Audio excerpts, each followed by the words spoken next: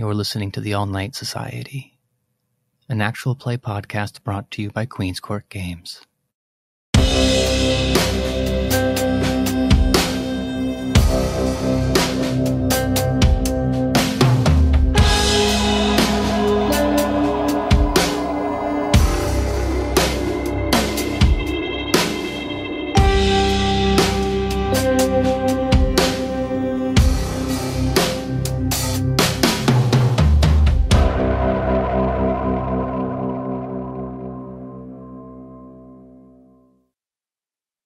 Oh, what a predicament our kindred find themselves in tonight.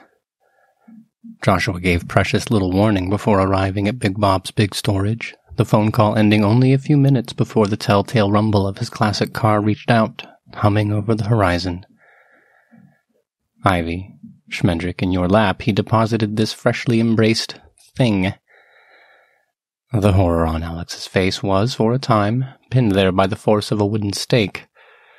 But just as Joshua's heart prevented him from doing his princely duties and returning this creature to ash, so too did it prevent him from leaving this thing paralyzed.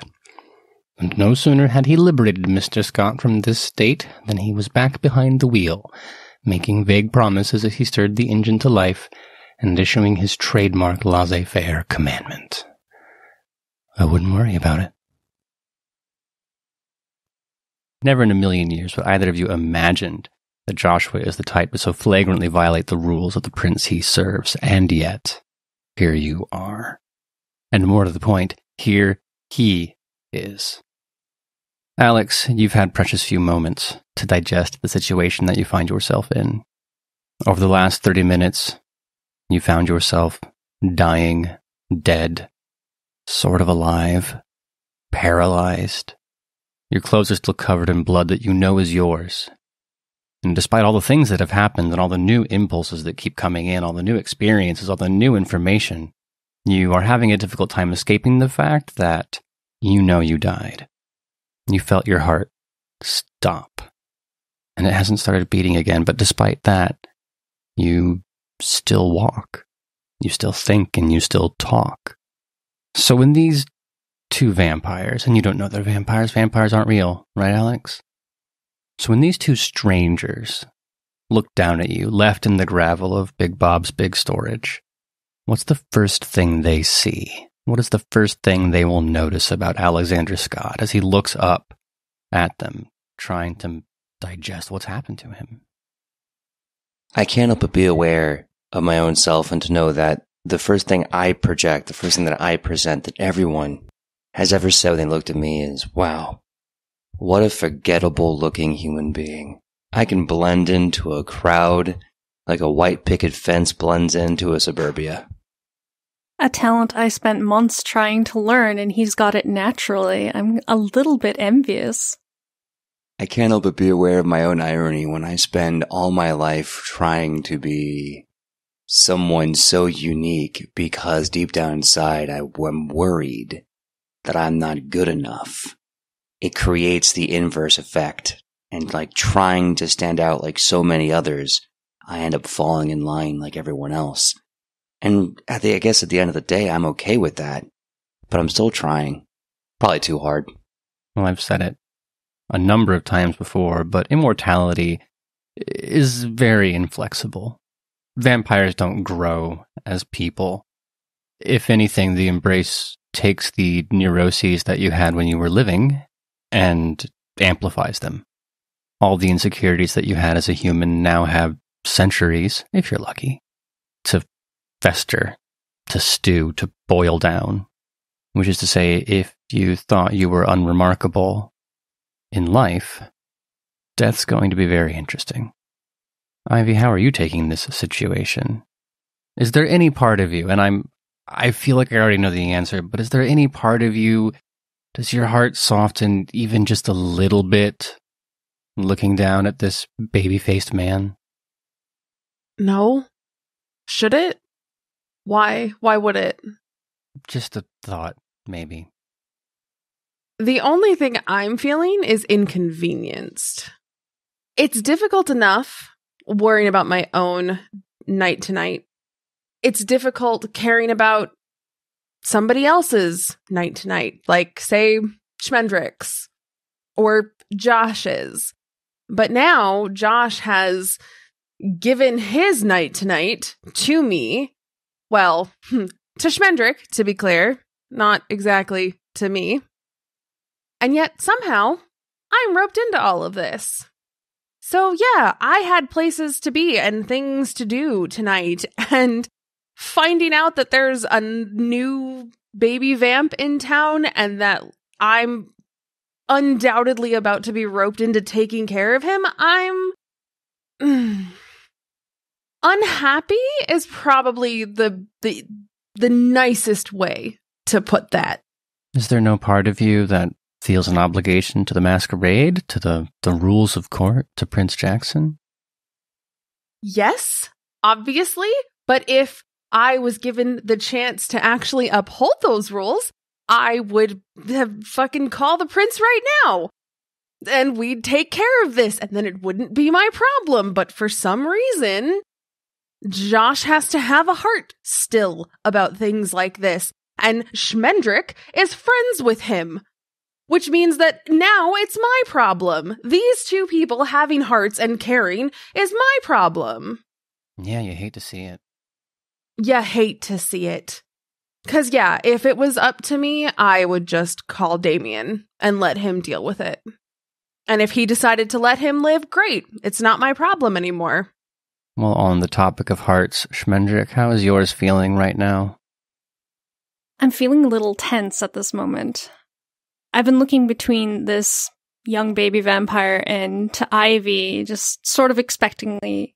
I'll give Ivy a couple nudges with my elbow, expecting something from her, but I see the wheels and her head turning, and I know she's not going to put herself out there. She's not going to handle this in the way that I would, so it really hits a point where I need to take the bandage off, and I pull back my hood, crouch before this person, letting him see the visage I hide most of the time. This little bat-like nose, these ears far too large for my head, these black sunken-in eyes with just this hint of what was once a green iris, and I say, "Hey, my name's Schmendrick. It's nice to meet you." As you contemplate your response, Alex, will you do me a favor and roll self-control? This situation is confusing enough on its own, but you are now staring up at a literal monster. Adorable in certain ways, to be clear, but definitely not human. Willpower, normal success. Dice rolled 5, I got 2. You are on the cusp of being able to handle this situation. It's not abject terror. You don't find yourself scrambling backwards across the gravel. You do have a difficult time containing the revulsion. Slightly more serious than seeing someone especially unfortunate on public transit and not being able to look away before they notice that you're staring. Slightly below blurting out something really offensive to this woman's face. As I'm trying to take all this in, I stumble my words as I stammer. Would you have your nose? You're like the snake guy from the books with the wizard kid. That's a mask. That's a mask. You're wearing a mask, aren't you? Voldemort. Yeah, I've never been compared to Voldemort before. It's a new day for me.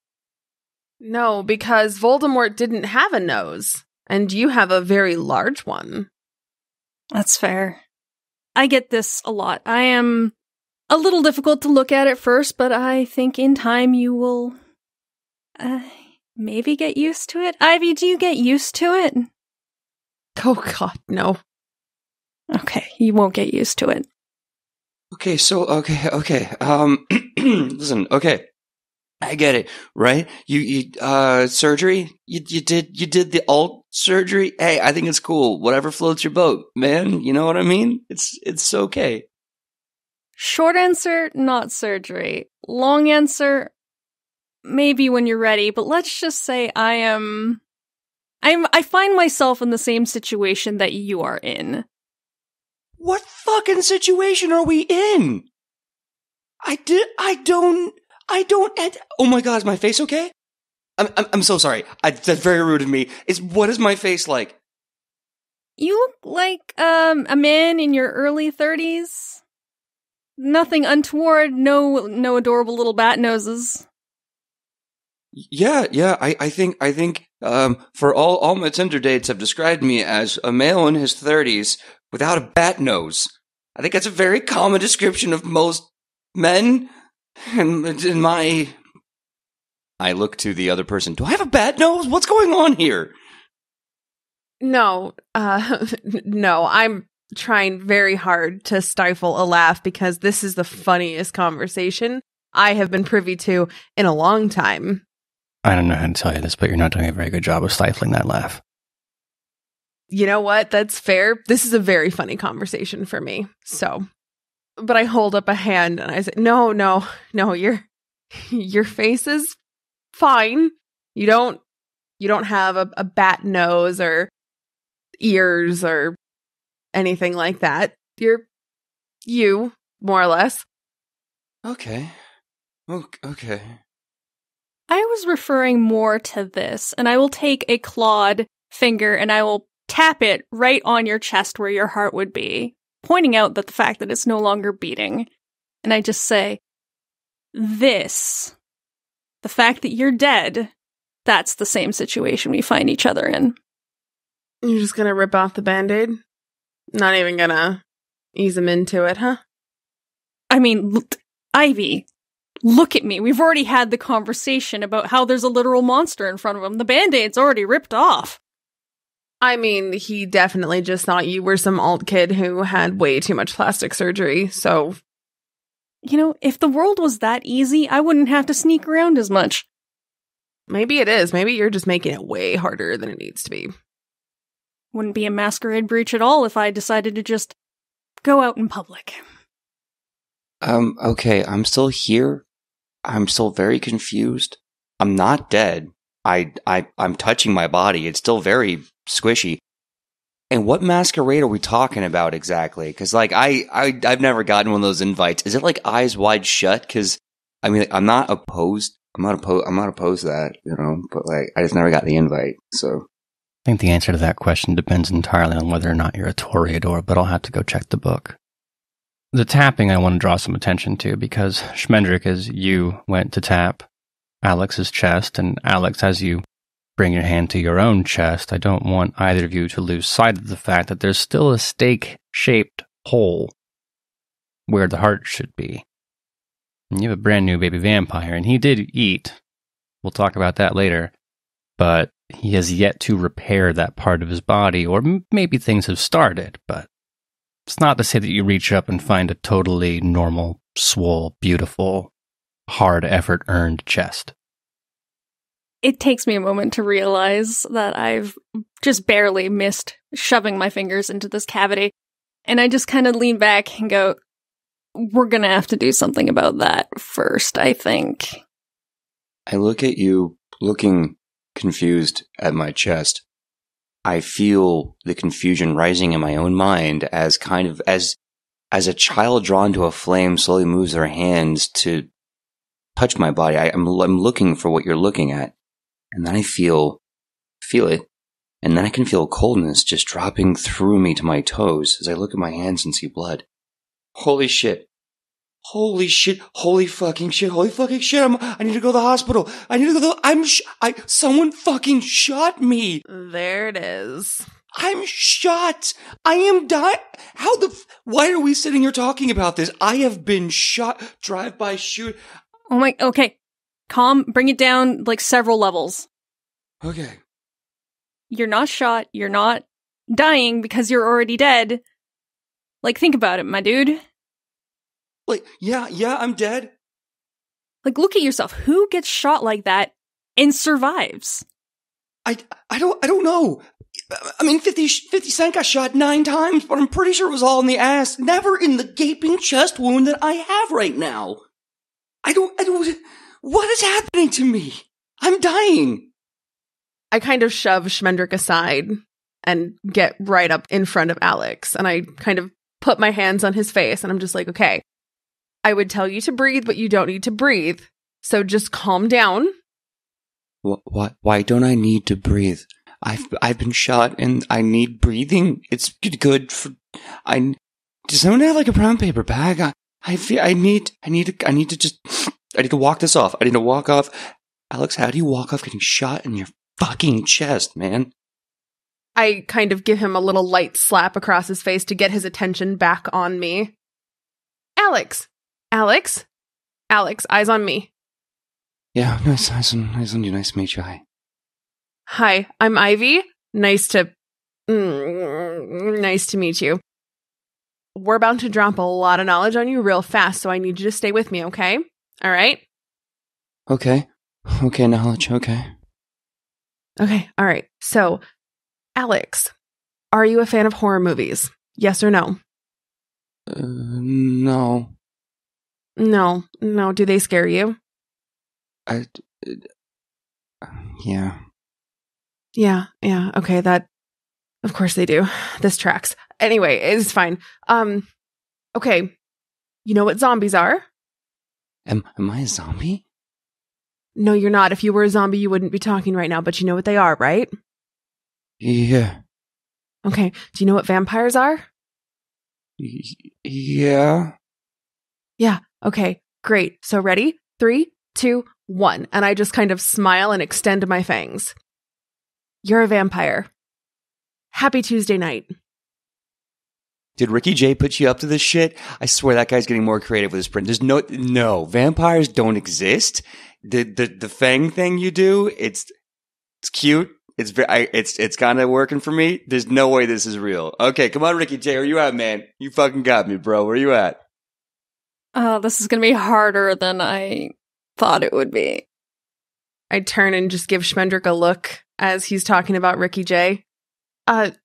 No, I can confidently say that I have never, ever been in the presence of anybody named Ricky J before, ever. Yeah, this is all seriousness, Alex, and we're going to have to stress that upon you sooner rather than later. Really draws into stark contrast the difference between being embraced on purpose, Ivy having a very deliberate and orchestrated introduction into vampire society, Schmendrick less formal, but still with a great degree of intentionality. Thank God it didn't happen like this. Can you imagine? No. But I would like to know, you can tell Alex a million times that he's a vampire. He's obviously not picking it up, and even the hole in his chest hasn't quite sealed that. What's the move? What's the thing you can do in this moment, or make him do in this moment, that'll bring it home? At least maybe enough to take the edge off and convince him that Ricky J isn't involved. We can't just sit out here in the middle of the parking lot waiting for someone random to drop in on our conversation. So I stand to my feet and extend a hand out to Alex and say, listen, what Ivy says is right. We are going to have to teach you a lot in little time, and I have something that might help right now kind of bring that home for you. Yeah, sure. I mean, I've forgotten about this thing in the chest wound. So whatever you gotta tell me, please. I'm very confused right now. What's going on here? Yeah, that'll fix in due time. But for the moment, and I'll start to lead everyone back to my shipping container. Yeah, it's been a while since we've been inside the old shipping crate. Shipping home.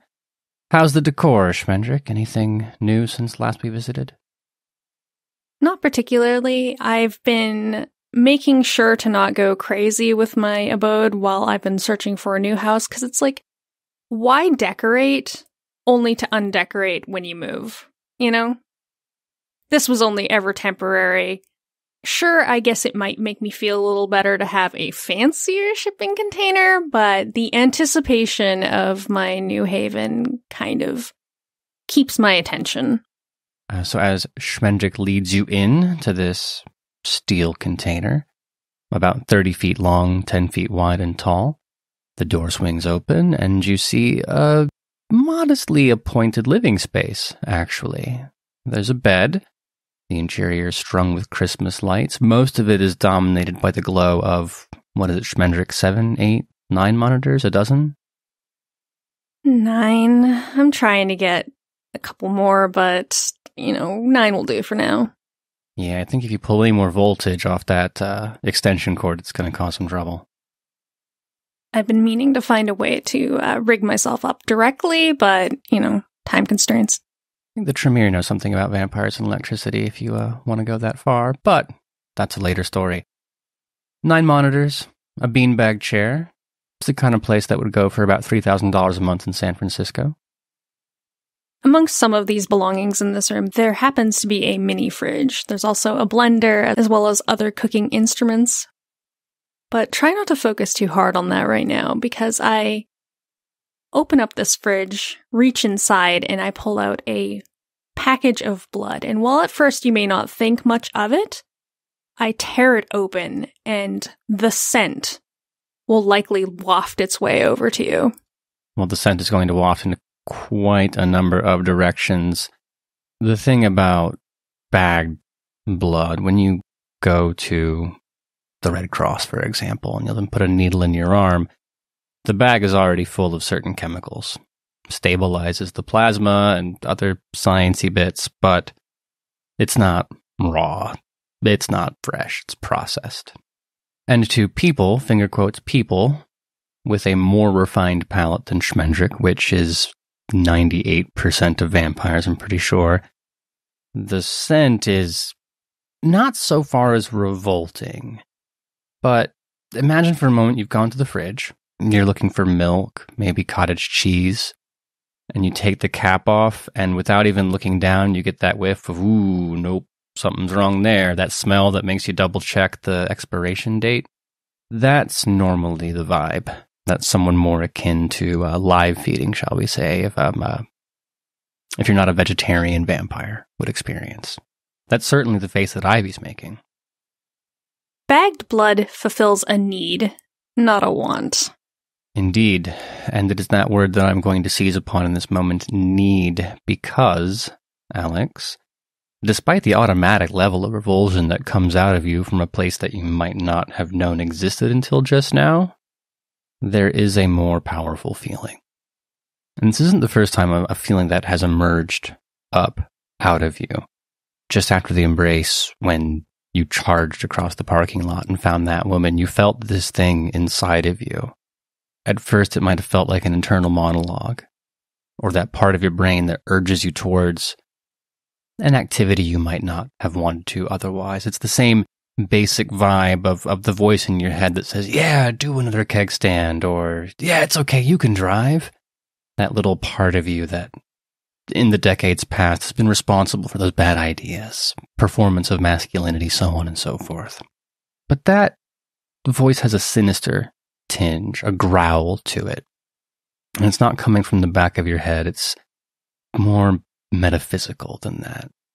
So as Schmendrick offers up this bag to you, you have that very physical lurch in your throat feeling of disgust, overpowered immediately by a singular urge to consume the contents.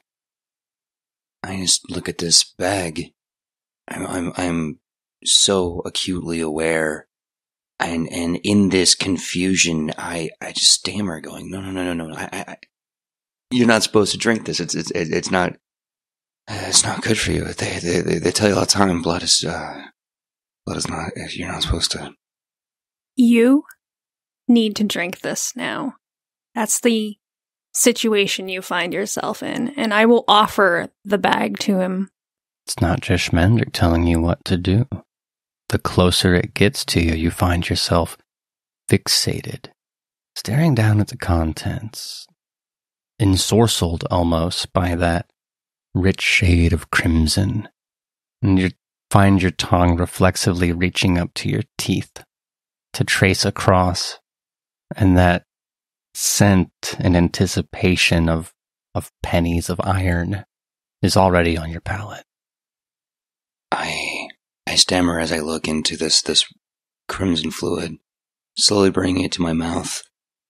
And then eventually, I guess the instinct takes over, and without even being aware of it, I'm guzzling it. I am gulping it whole. I am ingesting it. And that cold metallic penny flavor, it comes to life on my tongue like hot iron. That kind of ion that just burns off of a computer, or the kind of smelting, burning furnace that just chars the wind, and I feel good. I feel pretty damn good. Now I want you to remember that feeling. I want you to commit it to memory. Find a piece of your brain that you know isn't going to go anywhere and lock it there forever, because henceforth, every time you see a human, every time you reach over to someone's hand and feel a beating heart, every hour of every night for the remainder of your unlife, that feeling is going to lurk, that want. No matter what else happens, no matter what else you have going on, no matter what else you want to do, that urge is going to be there. You want to feel like this all the time, forever. You're not the only one that feels this pull at this moment in time. As I'm watching you devour what's left of my final juice box, I have my fangs dancing across my lower lip. And then I just sort of slump my shoulders and shut the mini fridge. No more contents left inside. So yeah, do you understand now? Does this make more sense? Yeah. I'm a vampire. In fairness, we prefer the term kindred. Oh, we do? Is that like a politically correct thing? I don't... Okay. Yeah. I'm a kindred. Cool. It also raises less alarm bells. What alarm bells? Sorry, I'm still a little... I'm like in my brain is fuzzy from the Capri Sun I just found. It's also worth considering at this moment that in addition to the genuine shock your brain is experiencing, at some point you will realize that the twisting, popping sensation in your chest is your rib cage assembling itself. I think that bullet wound is fixing itself now. Yeah, that happens. Do you feel it every time? Yeah. Also, technically a steak did that, but let's not split hairs. Well, I got like Helsing style. Josh is really good at that. Yeah. Who the fuck is Josh? He's a friend of ours. The fellow you ran into tonight that drove you here. You guys were having a nice little chat, and then suddenly you couldn't move, and the next thing you knew, you were here, right? Yeah, you were staked in his car. It's just a thing. I don't want to say it happens to every vampire, but it happens to a lot of vampires. But good thing you brought up Van Helsing, because when we brought up the fact that we call each other kindred and the mention of the alarm bells ringing, there are certain words and rules we have so that we hide that and we don't have people hunting us. Do you understand? Okay, wait. So you're telling me that the Vampire Slayer show with the really cute person, that's all real? Well, I mean, real for a given value of real. It's TV. It's not correct. It is for people's entertainment. But there are grains of truth within it. Like crosses, right? Crosses and crucifixes, ooh, big, scary. Like, to us, no. I mean, to me, definitely not. To others, maybe. Okay, so I'm a vampire, and oh boy, that's gonna take some getting used to. And there's people that may want to kill us, and I And I have to hide that I'm a vampire so I don't get... okay. Crosses don't work. Does the sun still do the thing? Oh, yeah, the sun definitely does the thing. You don't want to be out in that. Also, fire does the thing effectively as well. Yeah, fire does the thing too. Okay, so no sunlight, no fire, no, don't go camping.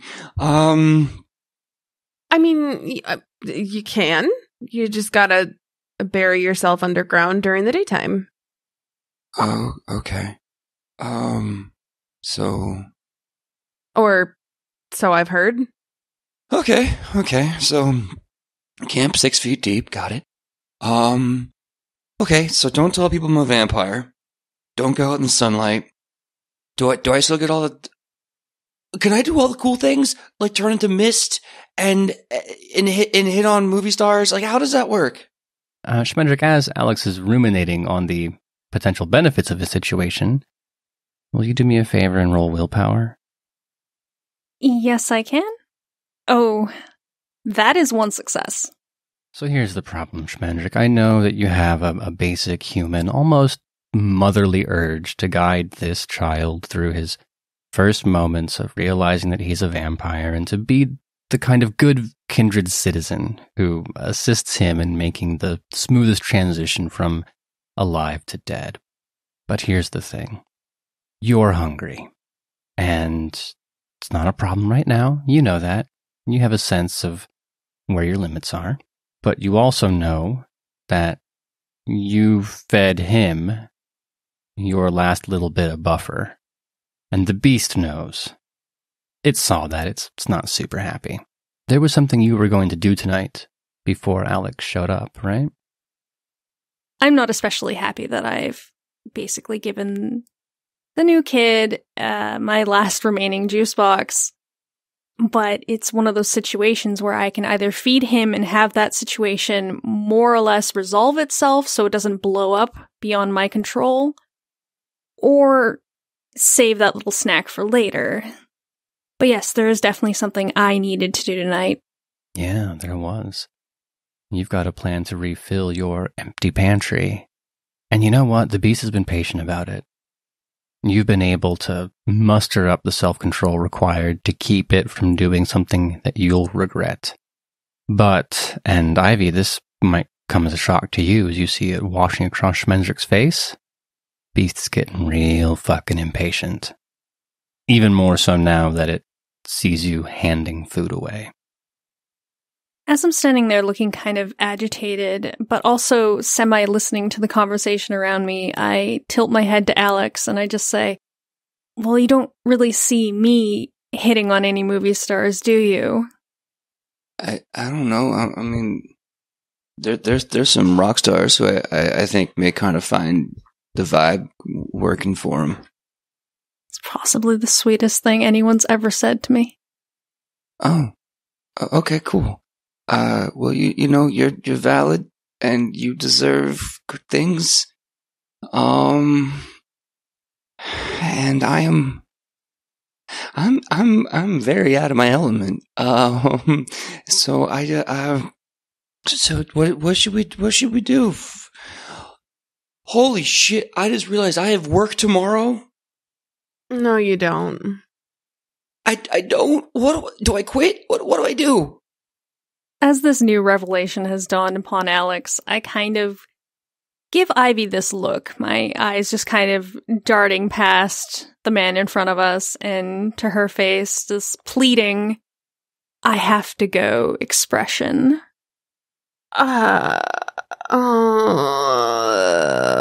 Schmendrick. Go ahead and roll self-control again. Okay. That is a 3 this time. Little better.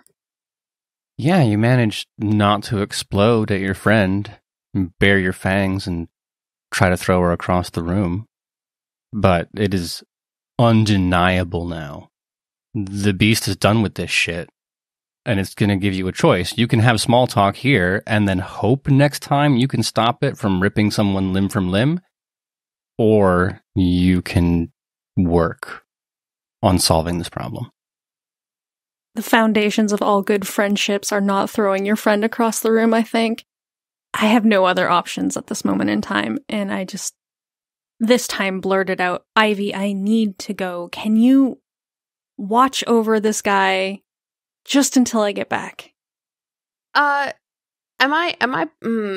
trying to decide if, I mean, I assume I'm picking up what she's putting down. Like, she's just gonna go. We can answer that question. I have no other recourse at this point. If I don't go now, something bad is going to happen, and I may not be in control for it.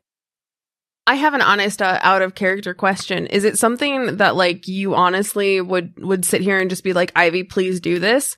Or you would just be like, hey, I'm gone. Like, have fucking fun. I'm out for now. Like, I'll be back later. I mean, we can answer that question. Why don't you roll wits and insight? 3 successes? She's not making any effort to hide it. And although you'd never admit as much in public or in private, you've probably quashed that memory down quite a ways. You know that look. Schmendrick is never the type to be impatient or unkind. That by itself is strange, but you can sense the animal underneath that urge. Yeah, Schmendrick. And I just kind of eye her up and down. Yeah, I'll handle this. You go take care of whatever you've got going on tonight. Thanks, Ivy. I appreciate this so much. Feel free to use this area. I'll see you soon. Yeah, take all the time you need. And so, Schmendrick departs. You'll return to Ivy and her mortal quandaries soon enough. For now, perhaps you'll indulge me a question. Where is the orange beetle heading tonight? My little orange beetle and I are off to the University of Chicago Medicine this evening. Like with most things, I'm extraordinarily careful once I get there. I'm not about to risk the whole operation by parking in the campus parking lot itself. And instead, I'm going to park at a nearby local establishment. It is my preference and far safer for me to walk across than to get my car maybe caught up or locked in a situation that I can't easily get out of. Now, this university is made up of several different medical buildings. The one I'm after in particular is the one that happens to have the blood donor clinic inside of it. And that is the one that I need to break into. Over the last few nights, I have been casing the joint, watching the people come and go very, very closely. Scrutinizing every little detail about them, their faces, their voices, their manner of speech, what they like to drink in the mornings. I'm there, jotting down every little detail. These sorts of things are pretty important to me now, and in order to get out of a potentially bad situation, these details could save my unlife. So that part I've got locked down. Tonight's focus is on the security for the building, what it looks like and how I can manipulate that in some way or another to hide my tracks. I want it to look as though I was never here in the long run. And ideally, to give myself that hour or two window to get away with my ill-gotten goods. Are you referring to the physical security? The cameras and the locks and...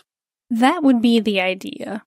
We can theorize that the security system is going to be difficult, which it probably isn't going to be because I'm me, but on the off chance that it happens to be a tough nut to crack, having little tidbits of information like when was the last update to the system in my pocket will benefit me greatly if any hiccup should arise.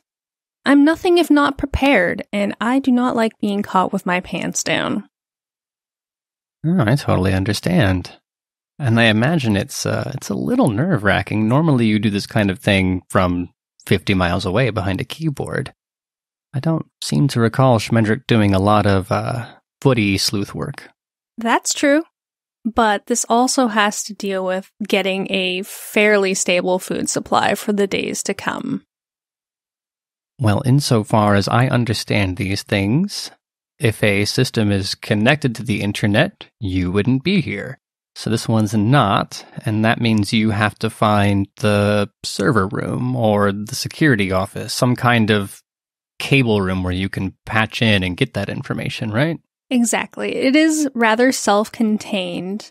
I'm sure at some point it's going to upload its data to some other server, but right now I'm focused mainly on this closed circuit. There's several places I can patch in, but one of my favorite spots right now is this little alcove where it's basically just concrete on all sides. It's dark and a little bit spooky, and I can just kind of hide away in there, get my work done without anyone noticing me. What part of the building is it in? It's a stone's throw from the building, kind of in an underground ramp area leading into the sub-basement. Mm-hmm. And that's where we're headed tonight, huh? Exactly. Some dark corner where an overly ambitious Nosferatu can hack into a college security outlet. Nosferatu hiding in a dark corner hacking? I've never heard of such a thing. Listen, you jest, but stereotypes are stereotypes for a reason. We're just so damn good at it. Hey, if you have a skill set, flaunt it. So we find Schmendrick outside the medical center. Orange Bug parked a few blocks away for safety purposes. So you exit your vehicle, mind and eyes on the service entrance where this ramp will give you access to the prize you crave. There is, of course, your visage to worry about when it comes to sneaking around. What's your plan for getting from A to B? Normally, I just kind of walk around with my hood up. I'm not sure if it's instinct or what, but people kind of naturally part the way for me in this state. But in college campuses, they teach people to be very wary, and for good reason. To prevent any alarm bells from ringing, I'm actually going to enter the area with the use of obfuscate. They're going to take advantage of unseen passage, then? Yes. The idea is to make as little noise as possible. As is your way, will you make a rouse check for me? I can. Ooh. It seems as though I'm a little hungrier for it, but all of this is in the name of food, so I'm going to consider it an investment. I suppose there's a bit of irony there, but also it reminds you that you're on a clock. If you want to keep to your moral guns, if you want to avoid sinking your fangs into a human, you've maintained that commitment for God knows how long now. I'll be honest, I don't remember a time when I didn't do it this way. I dread to think about the day when I kind of am forced to break these morals that I have. But that's something I don't really have time to dwell on right now. I'm going to put it to the back of my mind and focus on the task at hand. Nevertheless, the beast wants you to know that you're on a clock. One way or another, it's going to get what it wants. It doesn't especially care if you succeed in this plan or not. But you're not so hungry that it presents a terrible problem, right? You can shove that aside for now and focus on the task at hand. I'd like to think we have an understanding. I've never let it down before. Well, maybe once or twice. Your gifts make short work of the trip, that much is certain. Nobody here is in any way aware of the skills that you possess or how they might detect them. It is a simple thing to walk invisible amongst the college students, amongst the various medical staff occupying this facility. It's almost a bit boring as you cross the asphalt and the pavement and arrive within a stone's throw of the service bay. It would be nice if it had been left unattended, if the door had been propped open. But this is Chicago. This is a hospital. You're not that lucky. There's a semi parked in the loading bay at the moment, the kind that carries that generic brand of hospital food and nondescript plastic supplies. A handful of people, 2 or 3, as you wait and count. are shuffling boxes back and forth between here and the storage area inside, wheeling a dolly between them. On the one hand, it means the door is open if you could find a way to thread that needle.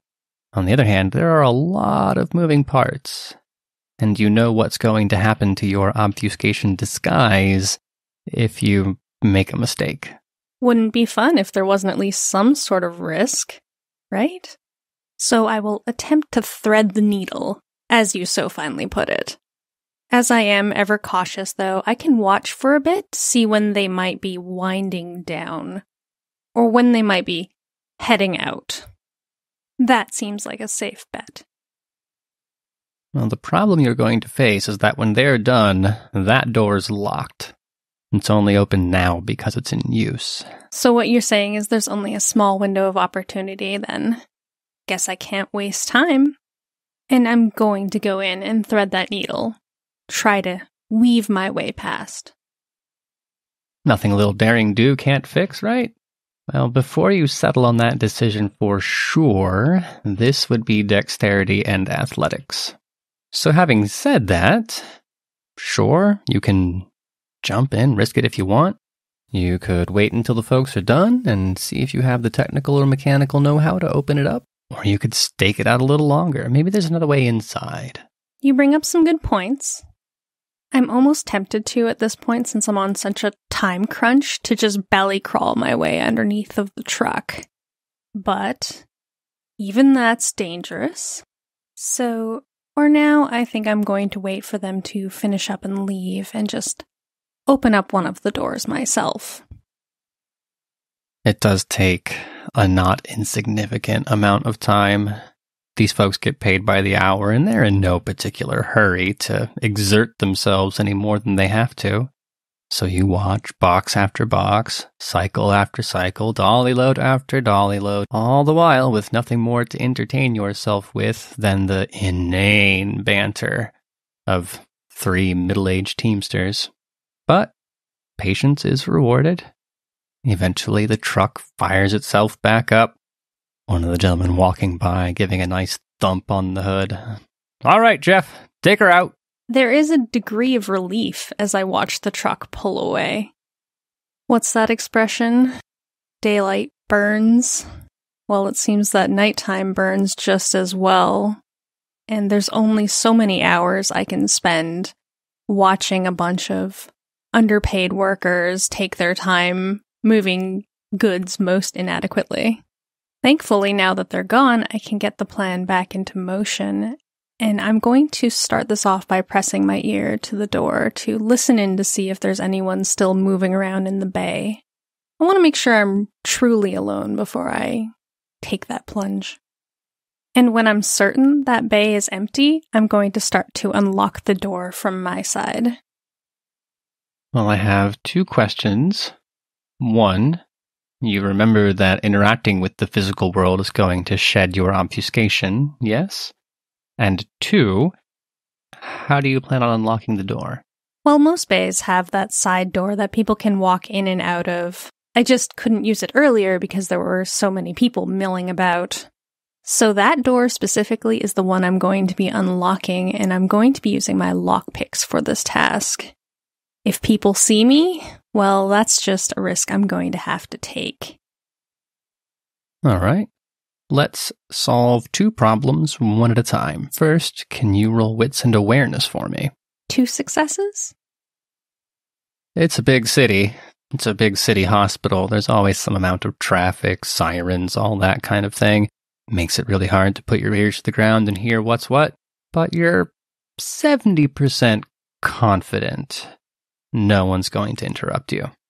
With that said, the outcome depends, I suppose, on how quickly you can make your way through this lock. That would be dexterity and larceny. Time is definitely of the essence. And I did get 3 successes. 3 successes is more than enough to get the job done here. It's an ordinary commercial lock. It's not like you're breaking into Fort Knox. So between claws and picks, you manage to pop the tumbler open and weasel your way inside. On the other side of the door is a long, tiled industrial hallway. None of the fancy trappings they let the patient see. This is pure, purpose-built, instrumental architecture. Bright, white, fluorescent lighting, the kind that offices now have long since gotten rid of because of how dismal it feels for the human psyche to be trapped under this kind of light. There's the whir and the hum of different kinds of industrial machinery, heating, cooling, that kind of thing humming around in the background. It's not like they're doing clinical trials or operations in here. The area doesn't need to be pristine or fancy, right? Why waste resources on something that needs to be simple and basic to get the job done? It's very capitalist of you. Oh, I hate how you just... you know exactly where to hit me to hurt me, don't you? What does it matter? No one who matters is going to see this, only the workers, and they have to suffer. You are very cruel today, Storyteller. Oh, it doesn't reflect on you. It's just the world that we live in. A world of darkness, one might say. Well, with those thoughts aside, I'm going to try and get into this mainframe and get it done as quickly as possible. And with any luck, without too much more interruption.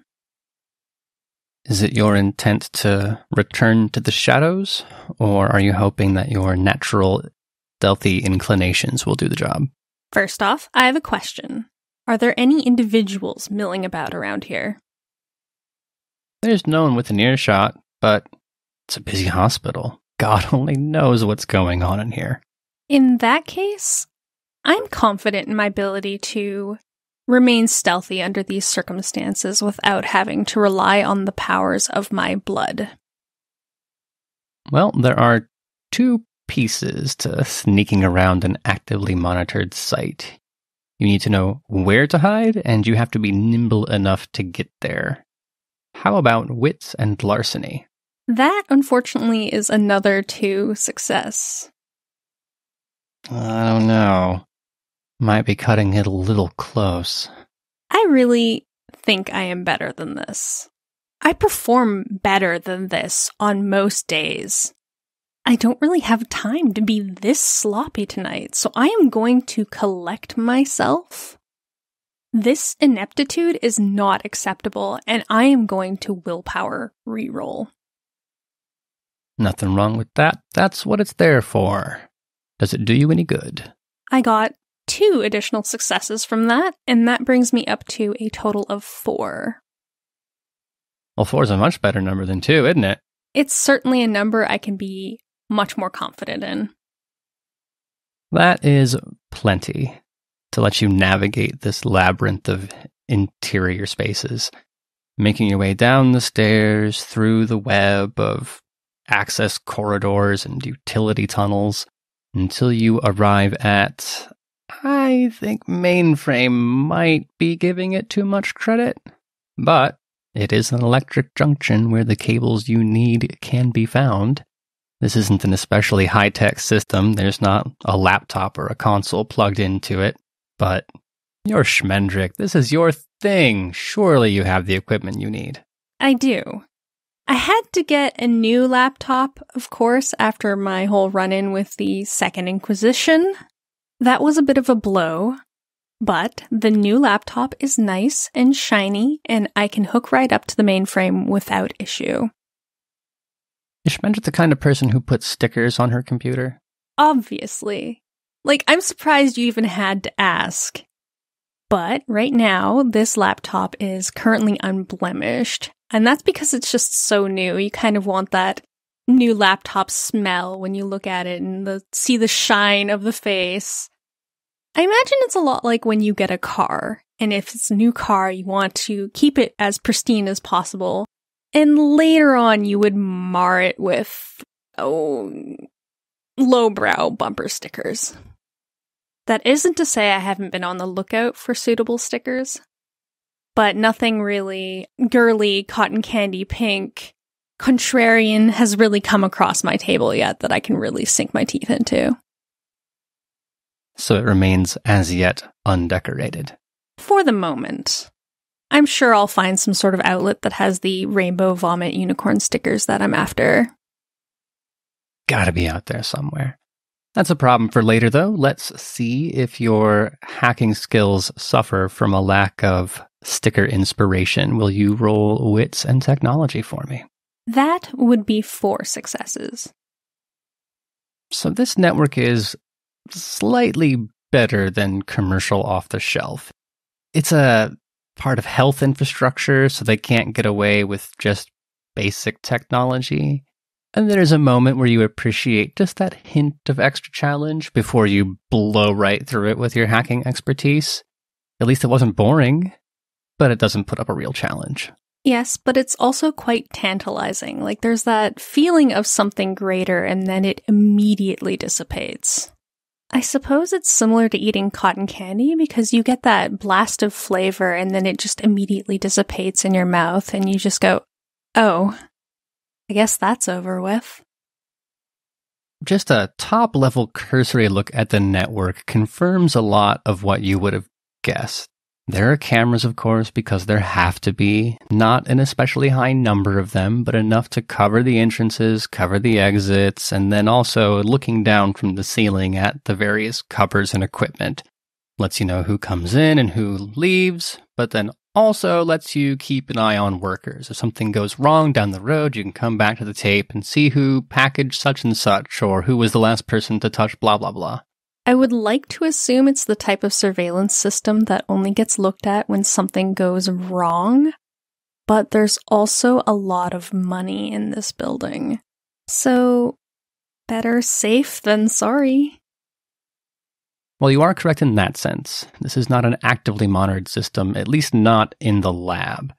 The ones outside watching the area you came through in, that kind of stuff, definitely a big panel of monitors somewhere in this building where an underpaid security guard drinks coffee 12 hours at a time, watching the screens flick by. This one, unless someone has a reason to come back and look at it, the footage is going to be kept somewhere for a week or a month or a year, whatever the law says, and then just be erased and forgotten by history. As I see it, I'm left with a couple of options here. I could doctor the cameras so that they don't record me while I am stealing.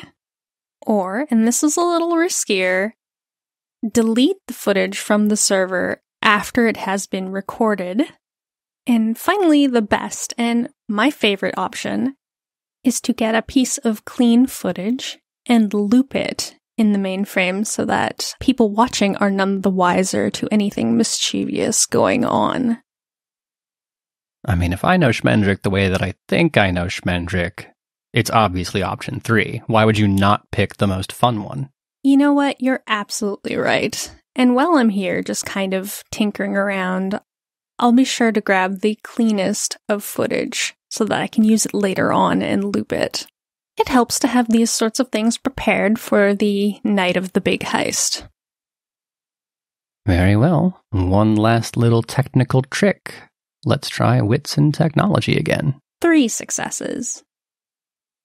If the FBI came in and did a no-shit forensic analysis on this feed, they would probably find that something had gone amiss. But local cops, the local university police, they'll have no idea. It'd fool them. And you know what? That's really the target of people that I am trying to fool.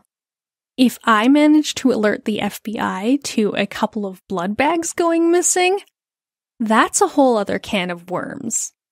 That sort of situation wouldn't be fully my fault. That would be something else going on in this building. With any luck, that kind of internal investigation would probably lead to some other issue. Yeah, you got bigger problems at that point. I mean, hey, worst case scenario, if it's the FBI, you can just tell them it was Ivy. You know, they are actively searching for her. Yeah, you'd get out scot-free. Is there any other meddling you'd like to do while you're here? Or is it time to pack up your techno goodies and get out? I think I got everything I came here for. And it's time to bid the place adieu. I'll be seeing you again soon. I'd like to pretend you actually say that out loud to the little computer system. I'd give it a little wave as well, if that helps. Perfect. I love the relationship Schmendrick has with machines. Unfortunately, same puzzle on the way out as back in. It'll be slightly easier because you've had a chance to see how the general vibe of this place goes. But the question remains to you whether you're going to rely on your natural talents or allow your kindred powers to see you to safety. Same plan as before. I'm going to weave my way through the building and try to avoid any cameras or people. And once I get back to the bay door, I am going to obfuscate and take a leisurely stroll to my car. Quietly, of course. All right, one thing after the other then. Can we get a dexterity and larceny roll out of you? Ah, there's the rolls I have been expecting. That is a 4. 4 successes, more than enough. At this point, it's getting boring. This is routine. You slip left and right through hallways, past schmucks, out into the loading bay, and then it's only a matter of a rouse check. That is all that is standing between you and your car. That, unfortunately, is another failure. And I guess maybe it's the anticipation of getting all of those juice boxes that has my tummy rumbling. But despite that, I think I did fairly well tonight. Yeah, I mean, they say don't go shopping when you're hungry because you'll end up buying everything in the store. Maybe this is the Kindred version of that. Possibly. But I'm excited for everything to sort of resolve itself and for me to have a full storehouse of food. No such thing as a permanent food supply, but if the heist goes according to your plan, you'll at least be set for a few months, barring catastrophe. Back into the Beetle, back onto the streets, and back into the night.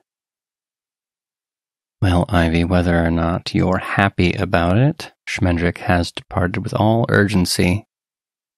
And it puts you in a somewhat unfortunate position, but I mean, you can kind of understand why she had to go, right?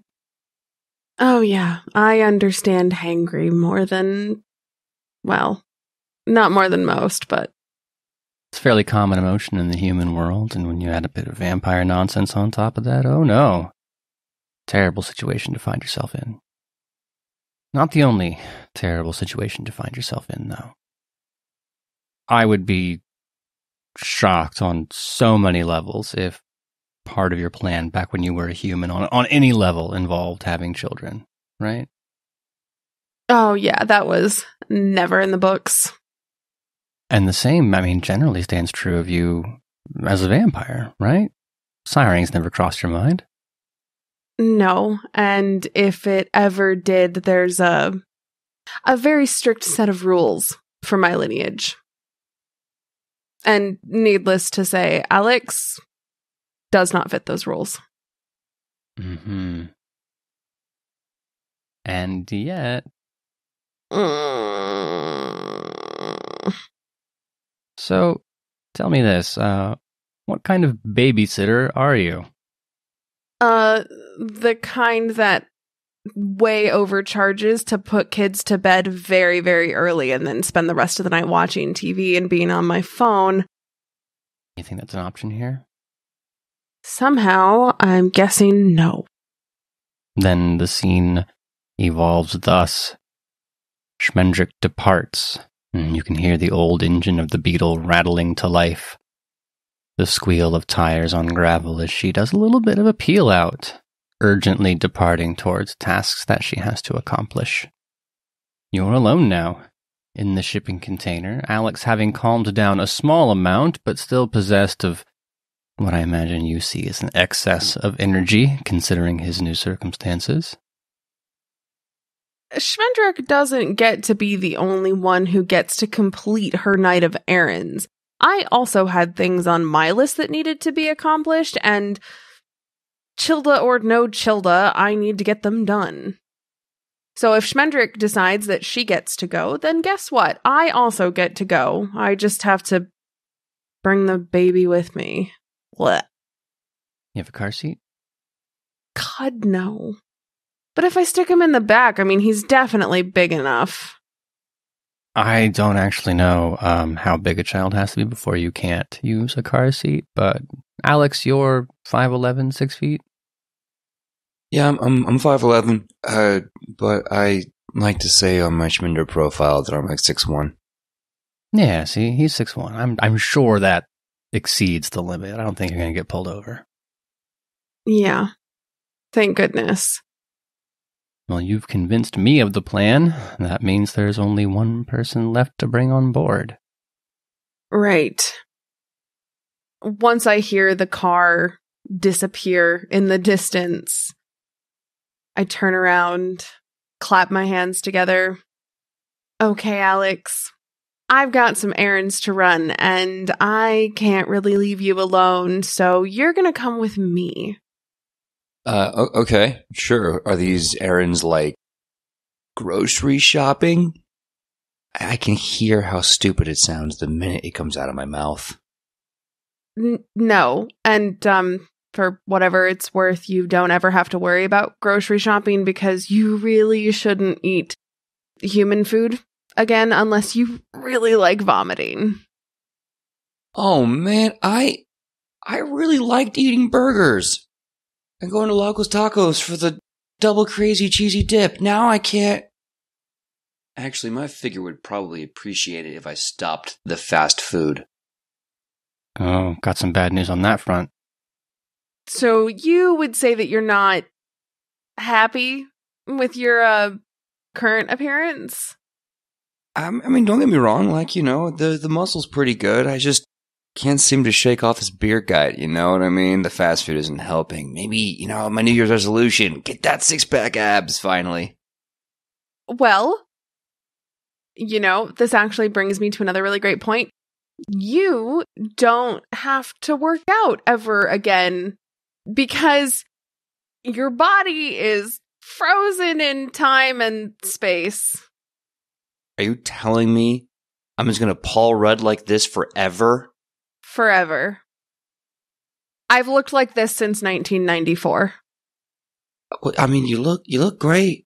Thank you. I know. I'm very aware of that. So like, the hair's not going to grow? The beard's not going to grow? No. I'll never lose the spare tire? No. There are some changes that you can make, but it takes a very long time and an awful lot of willpower to make that happen. And I don't just mean like watching the carbs willpower, right? Yeah, well, I guess on the bright side, I can eat all of the ice cream I want and not worry about getting fatter. No, but again, returning to the point before about the vomit. Oh, right. Oh, so I eat and then Yeah. Mm-hmm. Oh, that sucks. There's one intermediate step that he missed in between the eating and the vomiting. Do you want to cover that, Ivy, or are you just going to let that slide? He's had a lot, and I think just going into that detail, I feel like he already has a lot of questions. This might just be an extra one that we don't need to worry about right now. You know what? Fair.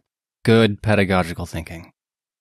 Yeah, so no food. Sorry, bud. Okay, I guess I'll do the blood thing, I guess. That's what we're supposed to do, right? Yeah, but not the bags. You don't have to do the bags. Please, dear God, don't do the bags. I cannot take another one of you. You didn't like that, right? Like you weren't like super into that. I mean, it wasn't. I really don't know.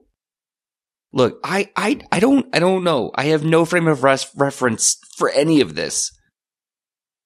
I've learned 2 things about Alex so far this evening. 1, he has a Schmendrick profile, and 2, he's kind of a fuckboy. So I think I've got a good way to explain this to him. Look, Alex, I know you don't have like a frame of reference or anything because this is all super new for you, but eating as a vampire is the closest thing that you will ever get to sex ever again. There's this feeling, this warm sort of rush that takes over your body, and it just feels. I slowly start walking up to him. placing my hand on his forearm, start swirling my finger around it. Have you ever been with a girl and you start having just like that really good connection? And I start dragging my finger across his bicep. And you just know that you're going to take her home. You can show her just how good things can be. I drag my hand down his chest. You get her back to your place. Put on Netflix because, of course. She sits next to you. I bring my hand back up his chest. Start tracing his collarbone.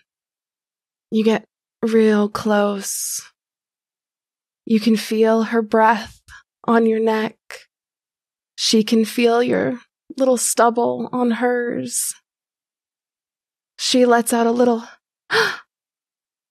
do you know what that's like, Alex? Yeah. Did eating the juice box feel like that, Alex? No, not like that. I take a step back. Then no. You didn't really eat.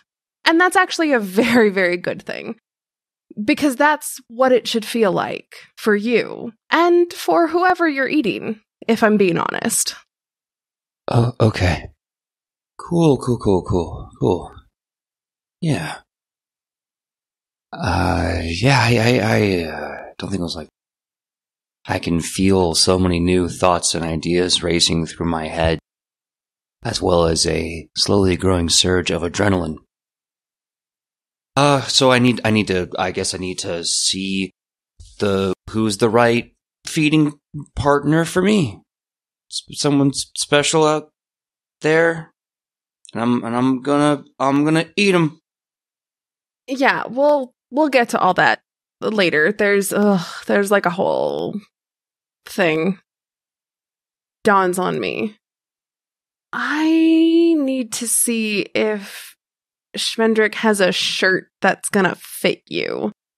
'Cause you probably shouldn't go out with me looking like that. That is a good call, and Schmendrick, I would like to know. First of all, let's set aside the question of the size of the shirt. Do you have anything that would be Scott appropriate? Absolutely. I have a grand collection of oversized hoodies. So Ivy's going to reach into your closet. She'll do some picking around, I'm assuming. But the selection is going to be variations on a theme, right? Schmendrick, you have a mood. You have a vibe. What is the hoodie that Ivy pulls out and hands to Alex? One of the first things, or rather the largest thing that could probably fit Alex quite nicely, is a screen-printed, larger-than-life character from the old TV series My Small Horses.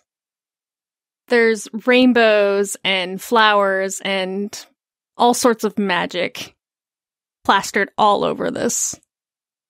Well, there you go, Alex. That's what Ivy hands to you.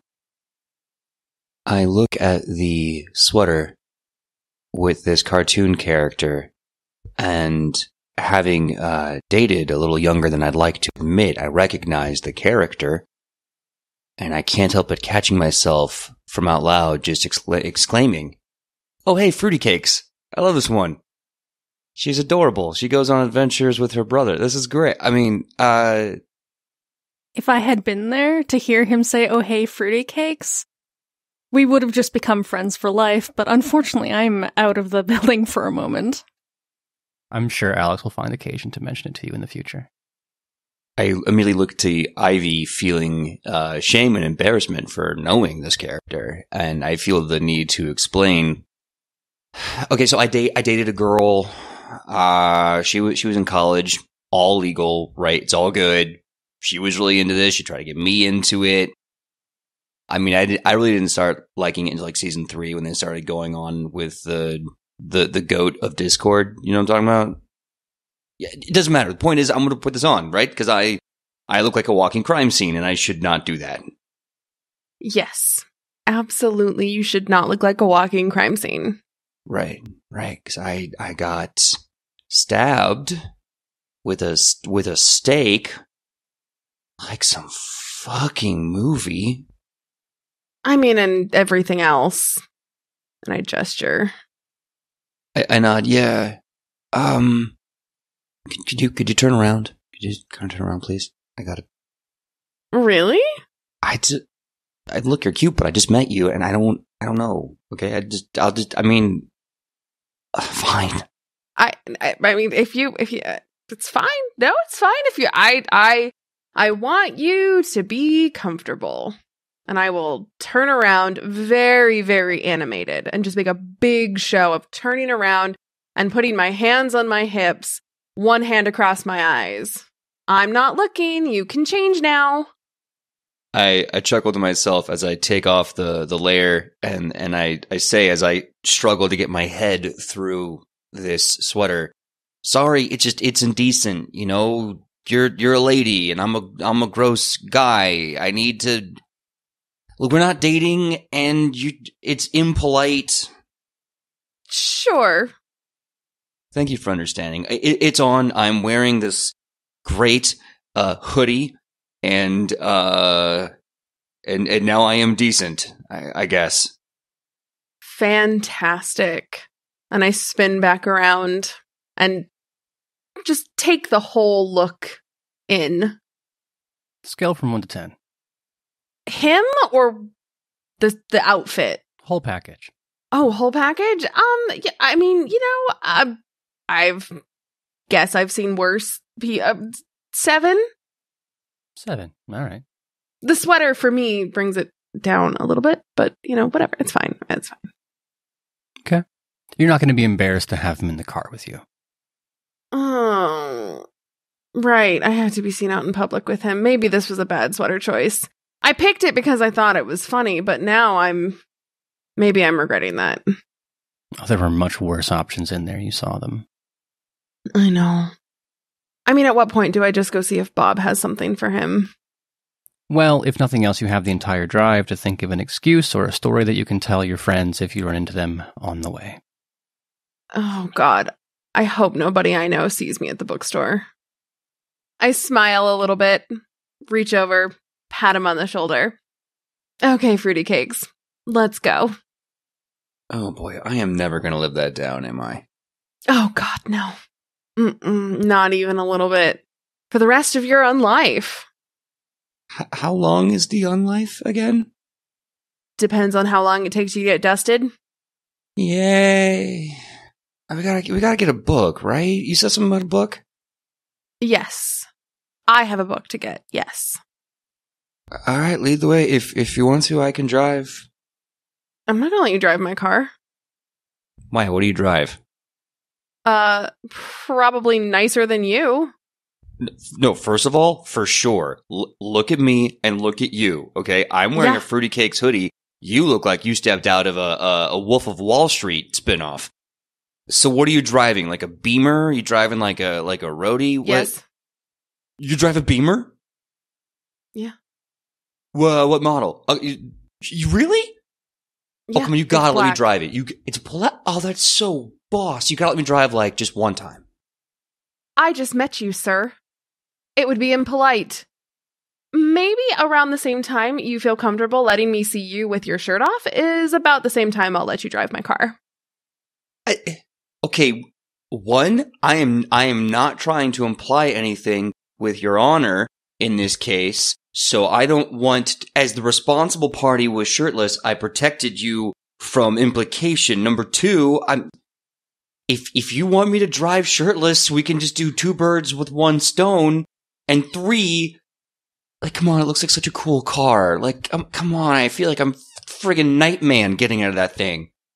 You'll drive it eventually, maybe. Just, come on, let's go. I hop in the driver's seat. Yeah, I nod and I do as I'm told and I follow. To the car, then, which, in addition to being a very expensive, well-kept Beamer, is also immaculate on the interior, as if there were any doubt.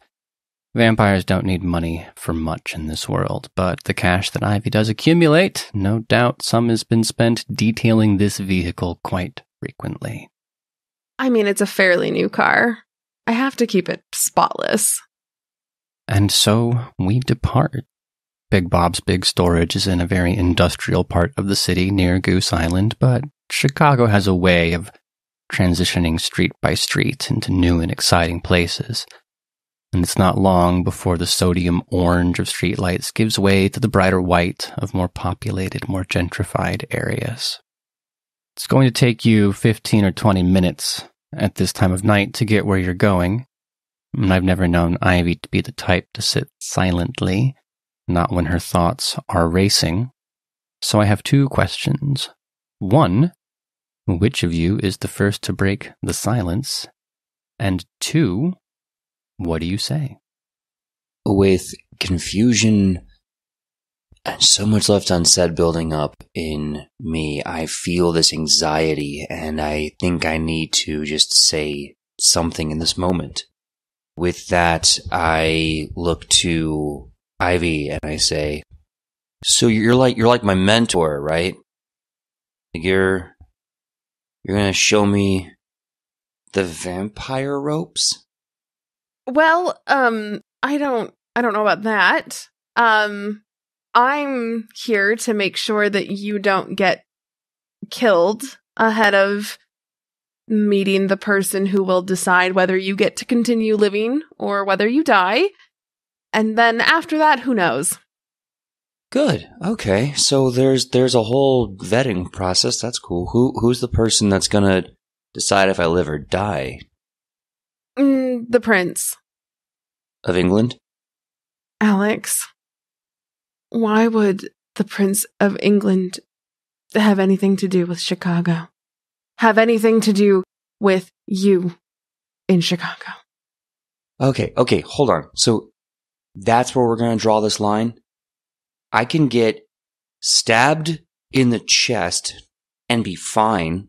I have to find out that eating is basically as hot as fucking and also makes my ribs pop back into place. I found Batgirl and Vommy Mommy over here yelling at me. The Prince of England apparently having some say in Chicago is out of order. How is that the line in the sand here, okay? I'm finding out that I'm gonna live forever or not, and it's all because, first of all, the musician's dead, so if it ain't him, it's probably Harry, and I'm very confused, and I'm a little angry right now. There's a nice, long pause. Do you feel better? Did you get it all out of your system? Yeah. Okay. So, princes rule over cities. So there is a Prince of Chicago who rules over Chicago. But because England is a country, there wouldn't be a vampire Prince of England, though there is a vampire Prince of London, which is currently Lady Anne Bosley. But it's a city thing. So yeah, excuse me for thinking that you're silly for thinking that the Prince of England would have anything to do with Chicago. I get that you're new to this, but come on. Okay, I'm really trying to come on, but it's a lot. Like, there's violent regional managers now I have to be aware of. I thought I didn't have to work for a corporation anymore. Now it's just getting more corporate. Okay, in fairness, did not say you didn't have to work for a corporation. I just said that you didn't have to go to that job anymore. Being a vampire isn't really corporate so much as it is feudal. Sometimes to people at the bottom of the system, they all feel the same. I shake my head. I wouldn't know.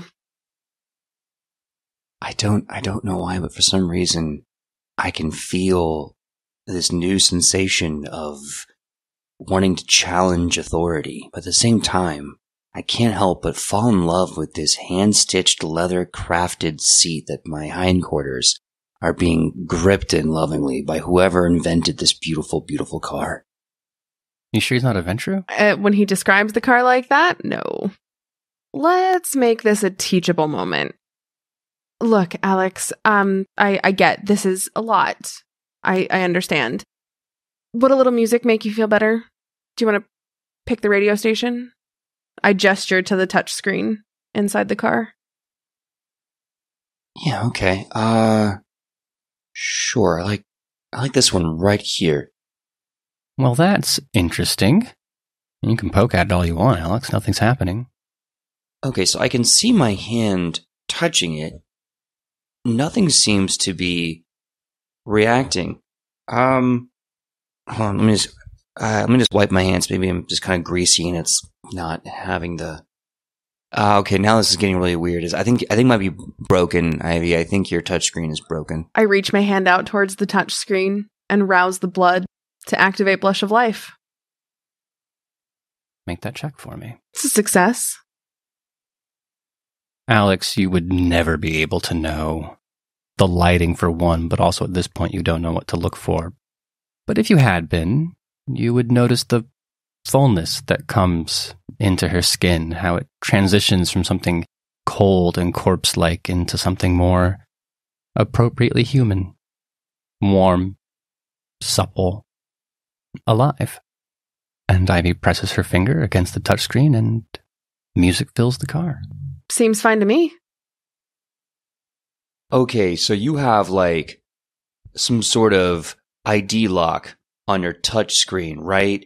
Also, did you change some lighting in the car? Because you look and I say this without flirtation, you look radiant. What just happened here? What just happened here is a very important lesson in hiding the fact that you're a vampire.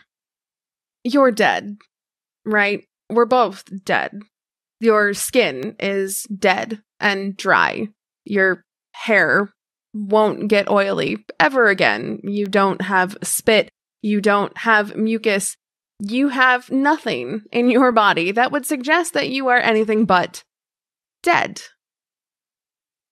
Oh, my brain. I can feel my brain starting to reel now with this information. I begin cataloging all these little things I started taking for granted with my own form.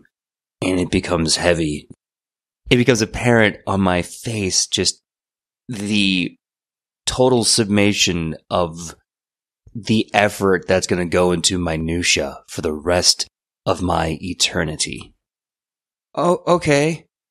So I gotta start, getting hand warmers and lotion and hair products, I guess? Okay, well, I mean, lotion's just a good idea generally, but there's a thing that we can do to kind of fake it. I'm sure you're familiar with people faking it with you all the time, but in this sense, it's actually going to be you. Okay, rude. You don't know my life, alright? Moving on. Right. I need to learn how to fake it. Yeah. Okay. Got it. Right. So somebody at one point referred to it as the blush of life, and it just kind of stuck. I don't know how it works for everybody. For me, I just kind of will the Vita inside my body to move to where it needs to. It may be the same for you. It may be a little different, but I just kind of tell the Vita that I need it to go the places that it needs to go to make it seem like I'm human. Huh. Okay. Well, I'm gonna try that now if you don't mind in your car. Go, Magic Vita. Go, Vita. You don't have to say the words. Is it? Do I have to think it? Usually, yeah. I mean, that's what I do. I think about it quietly inside my head and just, force my body to do things. I move my hands to the dashboard of your vehicle, and I gently grip the dashboard, and I begin to start to focus all of my mind, my will, and I start focusing my muscle fibers as I twist and contract with my arms through to my hands. I'm trying to just flood my now dead limbs with blood like they would back when I was a living man, and I would lift weights. I'm trying to get that sort of movement again. And with that, I try to push all my will into my grip. Alex, will you make a rouse check for me? And success. It's not that it doesn't require effort. You become aware immediately of the intentionality of the experience. This is not something you could ever do by accident. And you're also keenly aware of it being a facsimile. You can feel the warmth spreading into your fingertips, and you can feel a certain lightness coming into your head. You feel the blood in your veins, but you're acutely aware of it. Yes, in the sense that if you charge up some stairs and you get your heart rate just a little higher than it normally is, and you start to feel maybe that twitch in your neck as your heart starts to work. It's that feeling, but somehow in the third person. Because you know it's your body, but it's not. It's your blood, but it isn't. There's a barrier between your experience and the actual humanity on display. Like you're putting on a costume. But despite that lingering weirdness, and I'm told that goes away over time, you can immediately sense the results. That's going to be jarring. You haven't had a lot of time to consider biologically what has happened to you right now. But you never notice that your mouth is dry until you think about it, right? You don't notice your tongue until you think about it being in your mouth. Or when someone says, oh, by the way, and now you're manually breathing, and you draw specific attention to the way that your chest rises and falls. There's a lot of things about normal human life that you've been taking for granted, and their absence had kind of skirted your attention until drawing attention to it right now. On the bright side, the stereo works. I lean back, becoming aware of this metacognizant existence. And as I lean back, I just stare into my hands with the same self-revelation as a child learning what fingers do. Huh. So, I gotta do this every time I want to do human people shit. Like I want to, I don't know, go on a date, or I want to go see a movie or something. I'm going to have to do something like this, right? I mean, I guess it depends. Most people in this city don't really look at you twice. If you're a little pale, they just kind of ignore it. But touchscreens, yeah. And the thermal cameras, and I just kind of trail off. My eyes go wide in shock. Those are a thing? I just thought there was like motion detection kind of cameras. No, there are entire government agencies. So, you know how Schmendrick was saying that there are people out there who hunt us? It's not just like your doomsday preppers or people who read way too many comic books. There's also like an entire government organization that's like entire purpose is to kind of like squash us out, and like it's a whole thing. Okay, I need to backtrack, because you're telling me Neo in the Matrix inside the metal box with the 9 computers is aware that the feds are after us too? Yes. I'm a criminal now. How this happen? I worked so hard to never break the law, and now I'm a criminal. You're only a criminal if not having a heartbeat and taking people's blood with their permission is a crime. And I, for one, don't think it's a crime, but, you know, that's, and, I mean, it's not like it's like the entire FBI. It's like Mulder and Scully and, you know, a handful of other people in a basement with some cameras, and it's not a big deal. I mean, it is, but it's not. Okay. I don't know why thinking that 13 psychopaths of the Bureau makes it better. Kind of does, though. You know what? I'm just gonna take some time to process all this information and ask about the book that we're here to get, because I am overstimulated. Oh, Alex, if you think you're overstimulated now, adding on advanced occult theology is probably not going to help the situation. So let's change the topic. Tell me about you. I know a little bit about how you came to be here, but I don't know anything about you. Okay, well, I'm a pretty normal guy, I think, you know. I like going out with my buds, you know, get the squad together and we go out and we go watch the local fight. Oh man, we used to love cage fighting, and we'll go out and watch the cage fightings at a local bar. His place in the quarter, this absolute dive called Mickey's, and we'd go there to watch, and and we would just drink so many beers. They would have nickel shot nights, and I can't do that. Not unless you like the taste of ash in your mouth. No, but so when I would go out with my friends and drink and get drunk and be silly, I can't feel that anymore, can I? No, you absolutely can. You just have to drink the blood of somebody who already is. But like, I can't go out with my friends.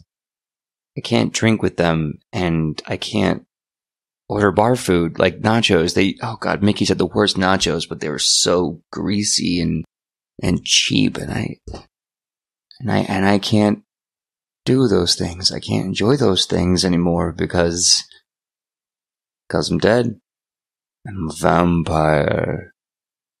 And being a vampire out and about puts a giant target on your back because, according to you, Miss Ivy, there's a bunch of feds and princes and psychopaths that want to kill me, and I gotta lie to them. I gotta lie to my friends. I gotta eat bags of people to live forever. And I can't even find the joy in the mundane that was my life, and I'm gonna do this forever, right? Yeah, but it's not all bad. I know it sounds like a lot of bad right now, but there's also a lot of really good stuff that comes with this condition, too. Well, like what? I can turn into a fucking bat? Actually, that would be kind of cool. Well, some of us can. Yeah, I don't know if you can. I can't. Schmendrick can't. But maybe you can. Okay. Because that's cool. So I could turn into a bat and fly. So like, maybe. I could maybe turn into a bat and maybe fly. Oh, that's okay. That's kind of fun. I mean, you ripped that car door off of its hinges like it was nothing. Like you were opening a can of tuna, right? That was really cool. Oh, that was? You made Josh so unhappy when you did that, but it was really cool to watch. Felt good, didn't it? Yeah. I just assumed the moment the adrenaline was overtaking me, but I maybe have super strength. Oh my god. And you know, some vampires can run really, really fast, like blink of an eye, up a building fast. And some of us can control blood and make magic happen with it. Or, you know, you could maybe erase people's memories.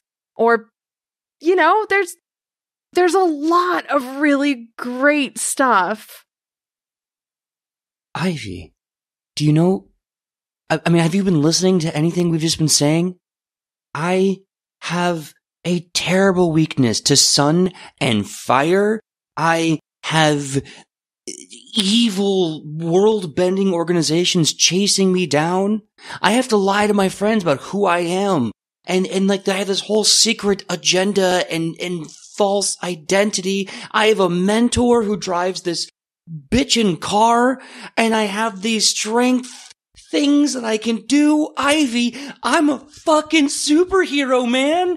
This is so cool. this is not how I saw this conversation going at all. I need a cape. No capes. Capes are bad. Bad fashion statement. They just get stuck. Oh my god. This is so cool. I want to get some gadgets. I'm going to get a mask. Oh, I've always wanted. Oh my god. You have no idea how many boxes this just checked. Like, all of them. I'm going to rip so many doors off cars. So, I am pleasantly surprised by this sudden shift in attitude. There's just one unfortunate, very, very, very important rule, which ties into this whole superhero thing, right? I'm not a big superhero fan, but I know enough to know that Superman can't be Superman all the time. Superman has to be Clark Kent most of the time, right? And he can only be Superman in very specific instances, right? Yeah. Secret identity. Yeah, absolutely. Exactly. Yeah. So here's the thing. You can't go just ripping car doors off of the cars or, opening up front doors by tearing a door off, or by lifting cars up above your head and throwing them down the street, because that lets everybody know that you're a vampire. And the number one most important rule about life as a vampire is you can't let anybody know that you're a vampire. Okay, got it. So I will be very sneaky. Oh, this could be so much fun. I'd be like a Ninja Turtle. Oh man. I could move in the darkness and beat up bad guys at night and make sure no one sees me, which is probably a good thing, because if the sun comes up, I'm dead, right? So I don't want to have anyone see me anyway. So no one getting caught. Don't be there when the sun rises up. And that's okay, because then I could just turn into a bat and I can fly away, which is a thing I could do, maybe. Can I turn into a bat? Can I do the bat thing? I don't know. I don't know if you can turn into a bat, but you can try. Remember how we just did the blush of life thing? Okay, yeah. So try and then channel that energy, whatever you did to make that happen, kind of get back to that place and see if you can turn into a bat. And I just ask that if you can turn into a bat, please don't fly in my face, because I'm driving at a very high speed right now. Got it. Okay, no bat in the face. Oh, come on. Alex, you can do this. Think about the Batman. Go magic bat form. Oh, buddy, Alex, I got some bad news. I think I'm gonna have to start making the realization that I don't turn into a bat. That's not a thing that I can do, I guess. But you know what? We can find somebody who can turn into a bat, and they could teach you. That it could be a thing that you could do. So you know what? That's a goal for you, buddy. You have all the time, all the night time in the world to learn how to do anything that you've wanted to do, including turn into a bat. You have a goal. And if you think that's cool, wait until you hear about compound interest. Ivy, I just met you, but I think I deeply feel like if I ever need someone to co-sign a loan, I need to get you on the phone really fast. Because I don't know anything about finance. How do I tell him that I don't co-sign loans for anybody on principle? I think I would just duck that question. Yeah, okay. Got it.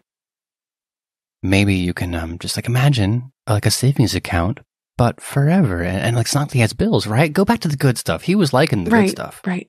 Well, you don't need a loan, because imagine having a savings account, but forever, and you don't really have bills because you don't have to eat ever.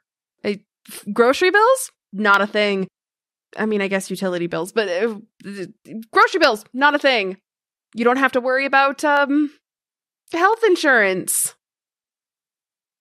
okay. Oh, okay. Yeah, no, I see what you're getting at. That's going to make things a lot more affordable. Just rent and utilities, mostly just like humans do. Yeah. Oh, God, the rent thing. Yeah, and rent in Chicago isn't very low. I wouldn't know anything about that. No, you wouldn't, Miss Beamer. Oh, I haven't paid rent in a very long time. How do you not pay rent? So, as a vampire, eventually you get to the point where money just isn't a problem because you just kind of own things. Maybe you opened a savings account back in 1994, but here's the thing. Vampires have been around for a very, very long time. So instead of 1994, imagine if that savings account had been opened in 1494 and that savings account belonged to your vampire mentor and your mentor let you have some of that money. That's kind of what it's like. So now, alongside 4 servants, I live in a manor that my mentor gave me. Okay, so like inherited wealth gained from being a member of a family of conquerors and you're just living off the spoils. Okay. Oh, okay. There's no need to get all colonial about it, but yeah. Basically, yes. Sorry, I don't know where that came from. I normally don't care about conquering. I just want to be cool enough to like maybe get a girl's number. But also, back up. You live in a manor with 4 butlers? They're not butlers. Okay, they're not.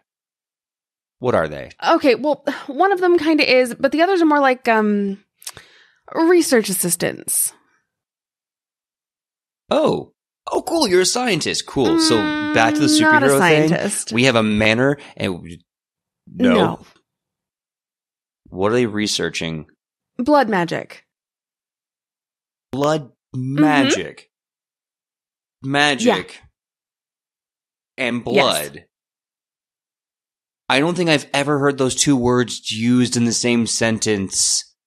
Except for this time I got a nosebleed at a kid's birthday party and the magician. How does that work exactly? Is there anybody at this stoplight? Look left, look right. No, I think you're in the clear. Noticing that there's nobody there, I take my hands off the steering wheel, take one of my nails, and just slice down the inner part of my right forearm closest to Alex. Blood magic is, what it says on the tin. And I begin gesturing with my fingers over the open cut in my arm, almost beckoning. And as I continue to do this and pull my hand farther and farther away, just this little trail of red Vita begins to chase after my fingertips, like I'm charming a snake. I look at the red, crimson Vade just coming out of you and moving like a snake being charmed. My eyes go wide. This is probably the 13th thing that's happened today that I have never, ever been prepared for. And the only thoughts that I can verbalize, because I have to say something to get the shock out of my brain. Holy fucking ass crackers. What is that? What? You can do that? How are you not a superhero? We could be Nightman and Blood Lady. We need to come up with a better name. Yeah, not happy with Blood Lady. I don't know. Scarlet Crimson. I don't know. We could be superheroes. We could fight crime. This could be so cool. And you have a manor, and you have 4 research assistants. You have an awesome car. We are the Knight. Oh my god. Also, that is trippy as fuck. But I have so many thoughts going through my head right now. I'm on fire. It only gets more interesting from here, my friend. It's about this time that you are approaching your destination. I'm assuming, Ivy, you don't need Scott to go inside, right? No. I gave him a change of clothes so anybody walking by wouldn't think that I was transporting a dead body, but no, I'm just going to pop into the store real fast and get what I need and come back. Okay. Alex, I have business in there, but I won't be long. You can just hang out here and think about that superhero name some more. Yeah? Oh yeah, totally. I'm already thinking of like the Midnight Justice Society or something. I don't know. It's going to be so cool. Great. I can't wait to hear what you've come up with when I come back.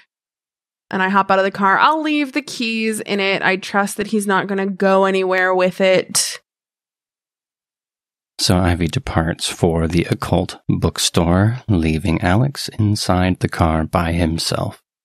This is really the first moment you've had to yourself. Got a lot of thoughts in your head. How's it going in there, kid? My mind is a circus of bright lights and scary clown makeup. And one side, everything is an adventure of possibilities that have yet to be remotely explored. And on the other side is just a grim, macabre, unknowable that terrifies me. Like a child, I try to reach up for a hand. Maybe that's why I've been so excited to make Ivy my superhero partner. But I know really that there probably won't be a hand for me to grab. And I'm just stuck at a circus. No, I'm sorry to say that isolation is pretty core to the Kindred experience. It's great to be exciting, and I'm sure you didn't recognize it at the time, but perhaps in the future when you reflect back on this moment, you will realize it wasn't just you. Excited about all the possibilities that your newfound powers bring, because there is that animal inside of you, the beast. And when your thoughts turn to feeding, or your thoughts turn to flexing these powers to lord over lesser creatures, you can feel it smiling behind your ribcage. Feel free to be excited, Alex. This is an incredible thing that has happened to you. But you will remember, whether you want to or not, as the nights stack up, that you are a predator, the apex predator, a solitary, territorial hunter. You got a little sniff of that on Schmendrick, the nicest one you've met so far, and even she was bending to the whim of the creature when it came to blood. You have some good nights ahead of you, though. Most vampires, they get a few nights before the horror sets in, so I want you to lavish in the power, and I want you to really spend some time enjoying all the possibilities.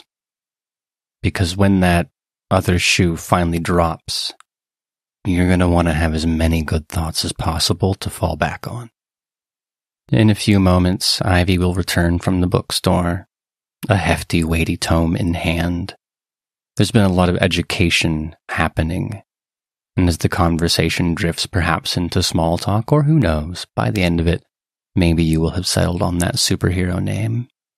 You have to return him to Big Bob's Big Storage. Josh gave very specific instructions, and you're already on the wrong side of the prince. You don't want to complicate it anymore. And in the nights to come, Alex's fate will be decided. Schmendrick, Ivy, despite the best of your efforts, you're going to have some influence in that department. So I wonder how much responsibility our Nosferatu friend and our Tremere friend are willing to take on. I wonder how long it'll take Alex to make the transition from excited child to grizzled veteran of Kindred society.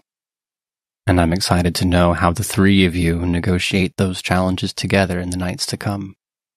But time is a fickle thing. The sun will soon rise, and there are always other obligations tugging at your shoulders. So what will come of Alex and the coterie? That's a story for another night. You've been listening to The All Night Society, an actual play podcast brought to you by Queen's Court Games. If you enjoyed your stay, be sure to subscribe on your favorite podcast app. For more content, including exclusive art and audio, follow us on Facebook or Instagram at Queen's Court Games, or on Twitter at Queen's Court RPG.